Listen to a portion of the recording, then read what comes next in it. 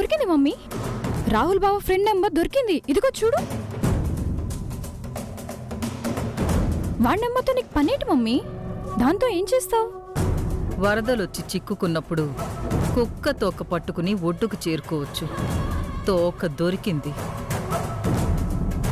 వీడికి ఫోన్ చేస్తే అక్కడ జరిగిన మీటింగ్ ఏంటి, ఆ మీటింగ్కి రాహుల్ బుచ్చమ్మను ఎందుకు తీసుకువెళ్ళాడు, రాహుల్కి బుచ్చమ్మకి ఉన్న సంబంధం ఏంటి, స్టోరీ మొత్తం ఇప్పుడు తెలిసిపోతుంది. సిల్లీగా మాట్లాడుకు మమ్మీ. నువ్వెవరో తెలియకుండా నువ్వు ఫోన్ చేసి అడిగితే వాడు చెప్పేస్తాడా? మామూలుగా అడిగితే చెప్పడు.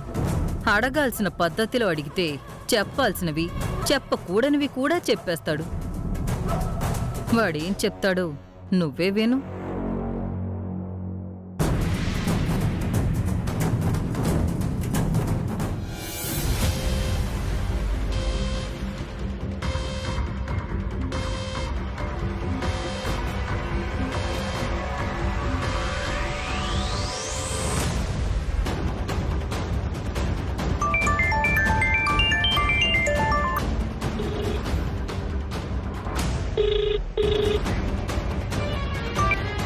Hello, is this Kumar speaking?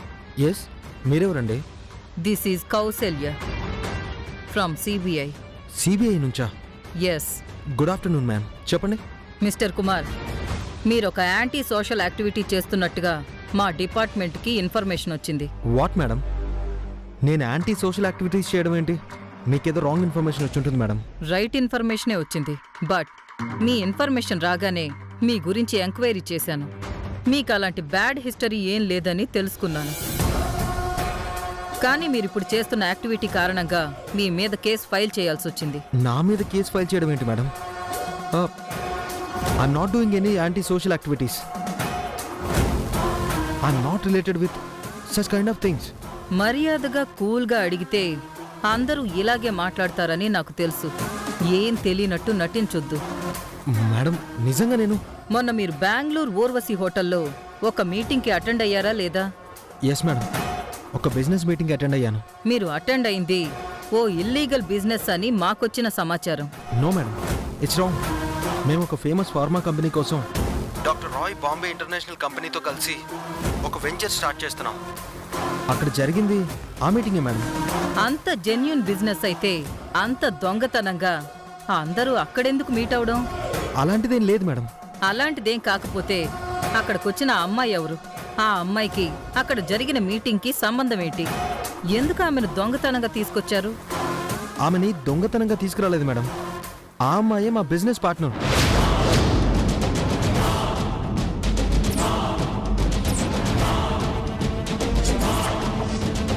ఏంటి? ఆ అమ్మాయి మీ బిజినెస్ పార్ట్నరా? అవును మేడం. ఆ అమ్మాయి మా ఫ్రెండ్ రాహుల్కి భార్య madam. Hello hello madam, hello hello. Shit, correct టైంలో ఛార్జింగ్ అయిపోయింది. కావాలనే కట్ చేశాను అనుకుంటారా? చా, కాల్ కట్ అయింది.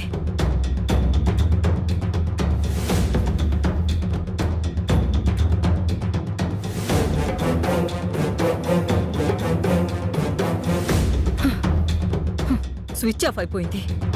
అంటే బుచ్చమ్మ బిజినెస్లో పార్ట్నరా? నమ్మలేకపోతున్నా మమ్మీ.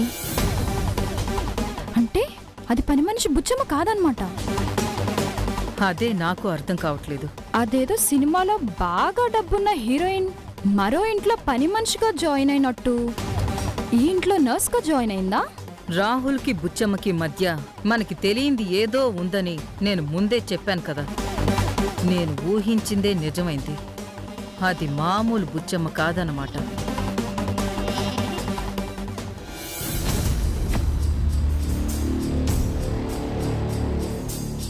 మేడంకి ఫోన్ చేసి మాట్లాడాలి. నన్ను ఎంక్వైరీ చేసినట్టు మేడం రాహుల్కి కూడా ఫోన్ చేశారేమో. ముందు రాహుల్తో ఒకసారి మాట్లాడడం బెటర్.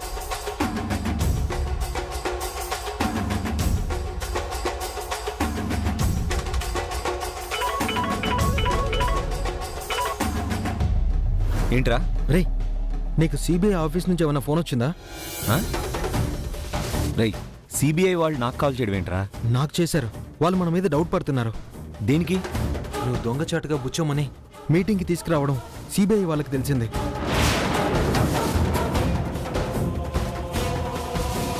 వాళ్ళు మనమేదో ఇల్లీగల్ బిజినెస్ చేస్తున్నాం అనుకుంటున్నారు. రే, ఏమంటున్నారా నువ్వు? నిజం రాహుల్. హోటల్లో మన మీటింగ్స్ గురించి, మన బిజినెస్ గురించి, బుచ్చమ్మ గురించి అన్నీ అడిగారు. సిబిఐ వాళ్ళు బిజినెస్ మీటింగ్ గురించి అడగడం ఏంటి? అడిగారే అనుకుందాం.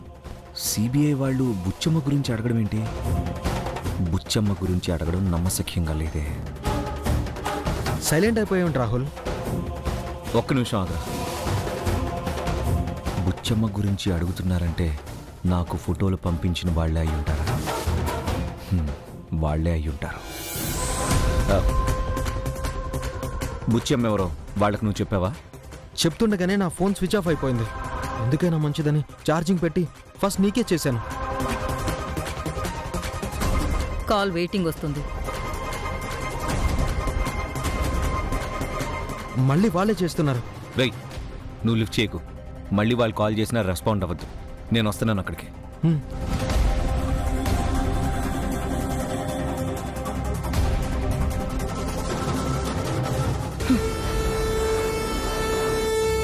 కాల్ అటెండ్ చేయట్లేదు.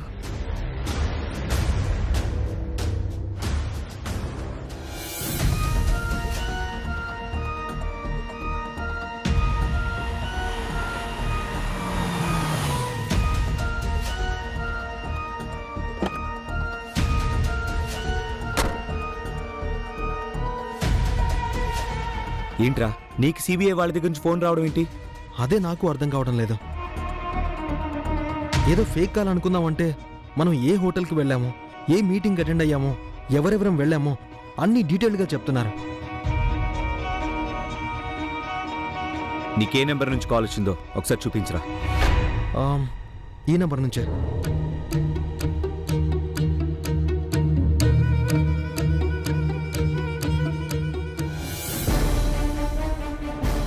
Same number. ఇది నా మొబైల్కి వీడియోలు పంపించిన నంబర్. ఇది సిబిఐ వాళ్ళ నంబర్ అయితే నాకెందుకు వీడియోలు పంపిస్తారు? ఎవరో మనల్ని బ్లాక్మెయిల్ చేయడానికి ట్రై చేస్తున్నారు. నన్ను బ్లాక్మెయిల్ చేయాలనుకుంటున్న వాళ్ళు మరిన్ని డీటెయిల్స్ తెలుసుకోవడం కోసం సిబిఐ అని చెప్పి నీకు కాల్ చేసి గేమ్ ప్లే చేశారు. అంటే నీ గురించి తెలిసిన వాళ్ళెవరో ఇదంతా చేస్తున్నారని నాకు డౌట్గా ఉంది. తెలియని వాళ్ళకి నిన్ను బ్లాక్మెయిల్ చేయాల్సిన అవసరం లేదు కదా. నిజమే. ఈ నంబర్ ఎవరిదో తెలుసుకుంటే వాళ్ళెవరో తెలిసిపోతుంది. తెలుసుకోవడానికి ట్రై చేశాను. ఈ నెంబర్ ప్రైవేట్ నెంబర్. డీటెయిల్స్ ఇవ్వడం కుదరదని చెప్పారా? నీకు ఫోన్ చేసిన వాళ్ళు జెంట్సా లేడీసా? ఒక ఆడామె ఫోన్ చేసింది. వాయిస్ కల్చర్ని బట్టి అది అమ్మాయి గొంతు కాదు. ఎవరో 40 years పైన వాళ్ళే చేశారు. ఆంటీనా? శాంభవి పిన్ని అయ్యే ఛాన్స్ ఉందా? సరసు చెప్పినట్టు పిన్ని అంత చీప్గా బిహేవ్ చేయదే. సరేరా, ఎవరో తెలుసుకోవడానికి మరో యాంగిల్లో ట్రై చేస్తాను. నీకెవ్వరు ఫోన్ చేసినా బుచ్చమ్మ గురించి ఎవ్వరికీ చెప్పద్దు. ఓకే.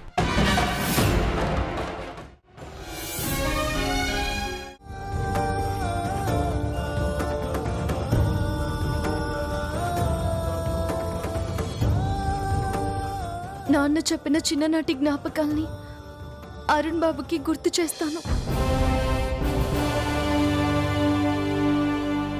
నా ప్రయత్నం ఫలించి అరుణ్ బాబు గారిలో చలనం వచ్చేలా చేయి తండ్రి. నిన్నే నమ్ముకున్నాను.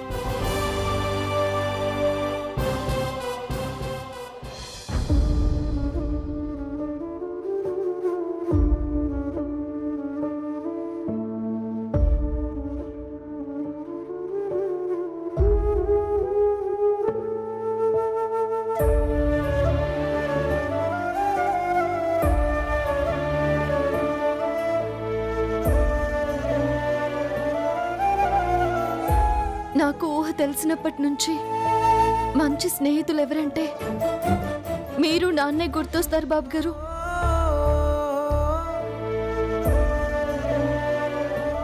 మా నాన్నగారిని మీరెంత అభిమానించేవారో నాకు తెలుసు. మా నాన్నకు కూడా మీరంటే ఎంతో ఇష్టం. మా నాన్నకి మీ మీద ఎంతో కోపం ఉన్నా తన మనసులో మాత్రం మీ మీదున్న గౌరవం, స్నేహం, ప్రేమ అలాగే ఉంటాయి అరుణ్ బాబు. ఎందుకు తెలుసా బాబు? ఎవరైనా చేసిన మంచిని, జరిగిన నష్టాన్ని మర్చిపోగలరేమో గాని కుదిరిన స్నేహాన్ని, పంచుకున్న అనుబంధాన్ని, పెంచుకున్న ప్రేమని ఎవరు మర్చిపోలేరు బాబు గారు. కోపం, ఆవేశం లాంటివి మనిషిని, మనసులో ఉన్న ఇష్టాలని, ప్రేమని మార్చగలవేమో గాని చంపలే వరుణ్ బాబు. మీ మీద మా నాన్నకున్న ఇష్టం, ప్రేమ కూడా అంతే. చిన్నప్పుడు మీరిద్దరూ కలిసి ఆటలు ఆడుకునేవారని, చాలా అల్లరి చేసేవారని నాన్న చెప్పారు. అంత అల్లరి చేసిన మీరు ఇప్పుడు కళ్ళు తెరవకుండా, నోరు విప్పి మాట్లాడకుండా ఎలా ఉన్నారేంటి బాబు? మీ తోటి పిల్లలకి ఎవరికి ఏం అవసరం వచ్చినా మీరే సహాయం చేసేవారంట. ఎంత మంచి మనసు బాబు మీది.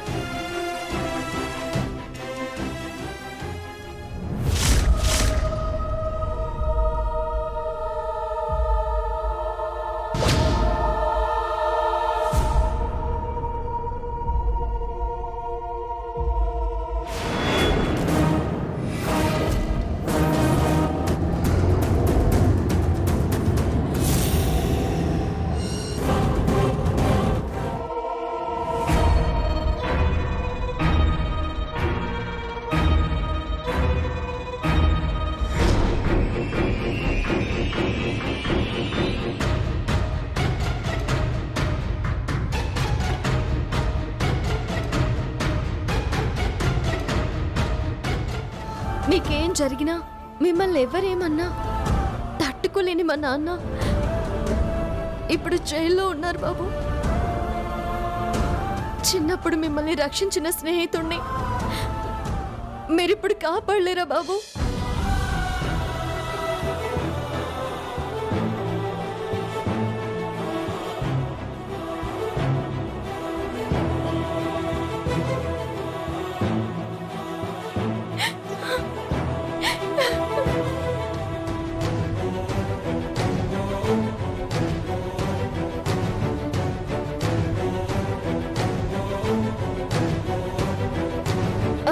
ఒకసారి మీకు ఈత రాకుండా గోదాట్లో దిగి మునిగిపోతుంటే నాన్నే మిమ్మల్ని కాపాడి ఒడ్డుకి తీసుకొచ్చారంటగా.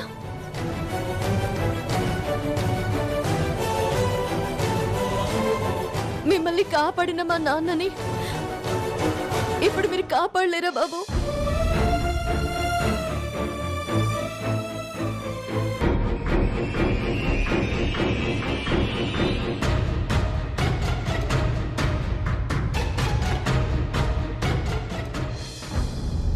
ఒకసారి మా నాన్న తోటలో దొంగతనం చేస్తే వాళ్ళు మా నాన్నని కొట్టకుండా ఆ దొంగతనం మీ మీద వేసుకున్నారంట.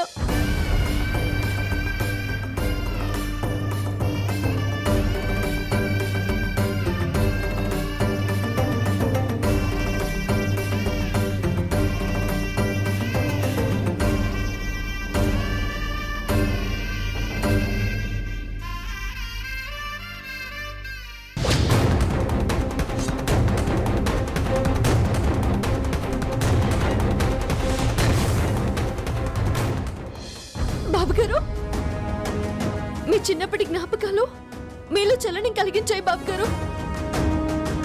నా మాటలు మీ మనసుని తట్టి లేపాయి బాబుగారు. లేవండి బాబుగారు, కళ్ళు తెరవండి, నన్ను చూడండి బాబు, నాతో మాట్లాడండి అరుణ్ బాబు.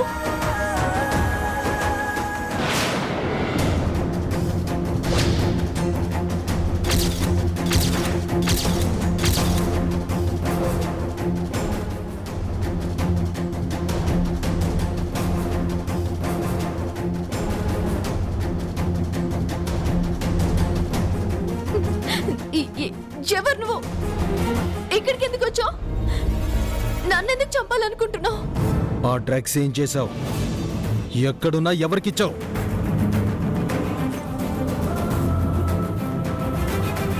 నువ్వేమంటున్నావో నాకు అర్థం కావడం లేదు. హేయ్, మర్యాదగా డ్రగ్స్ ఇస్తావా లేదా? డ్రగ్ లేంది నాకేం తెలీదు. మర్యాదగా అడిగితే చెప్పవే నువ్వు. నిజంగా నాకేం తెలీదు.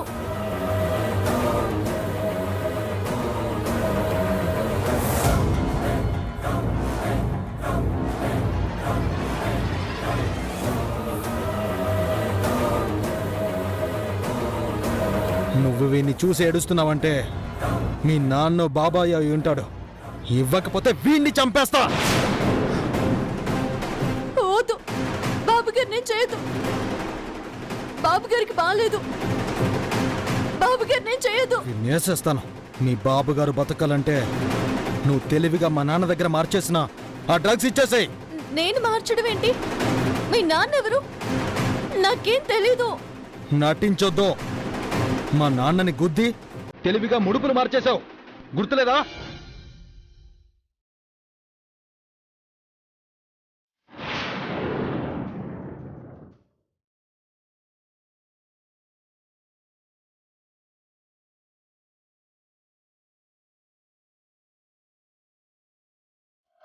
అంటే అప్పుడు నేను తీసుకున్నవి నా ముడుపులు కావా?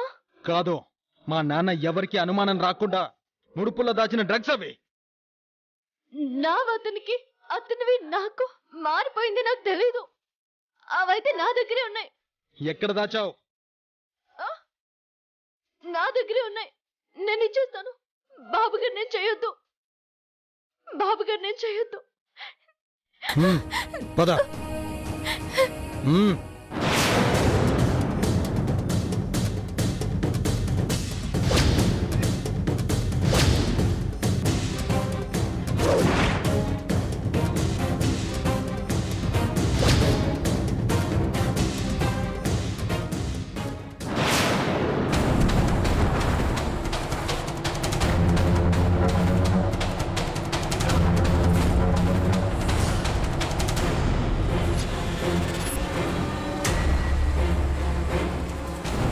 ఏంటి, బుచ్చమ్మ మీద చెయ్యి వేసుకుని తీసుకువెళ్లే వాళ్ళు ఎవరున్నారు ఈ ఇంట్లో?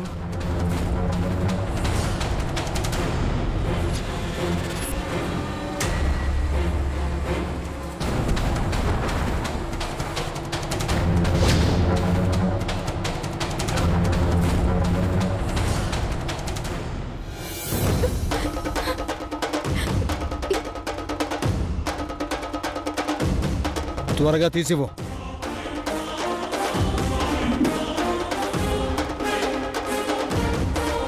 చూడు,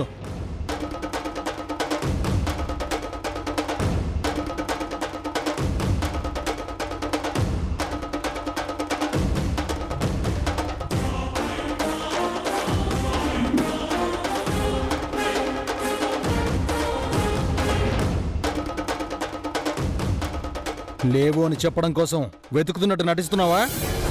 లేదు, అవి నా దగ్గరే ఉన్నాయి. ఎక్కడ పెట్టానో గుర్తులేదు.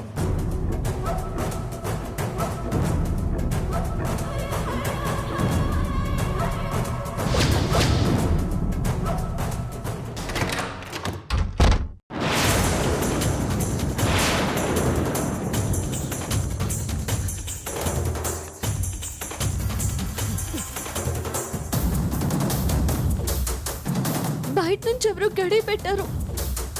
నేను దొరికిపోయేలా ఉన్నాను. ఇంట్లో ఏం జరుగుతుందో అందరూ వచ్చి చూడండి.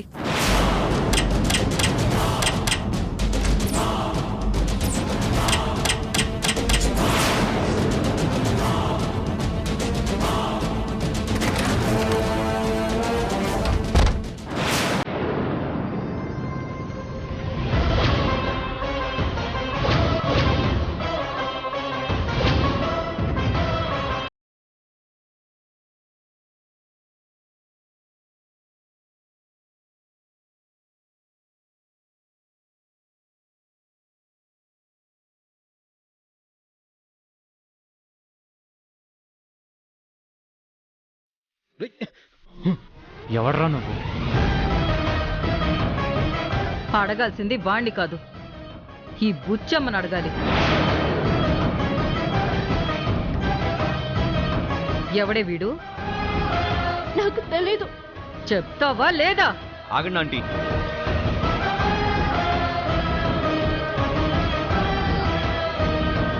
ఏం జరిగిందో తెలుసుకోకుండా బుచ్చమ్మని కొడుతున్నారేంటి? అర్ధరాత్రి అందరూ పడుకునే టైంలో దొంగతనంగా ఒకడొచ్చి దీని గదిలోనే ఉన్నాడంటే వీడెందుకొచ్చాడో, దీనికి వాడికి సంబంధమేంటో చిన్న పిల్లాడిని అడిగినా చెప్తాడు.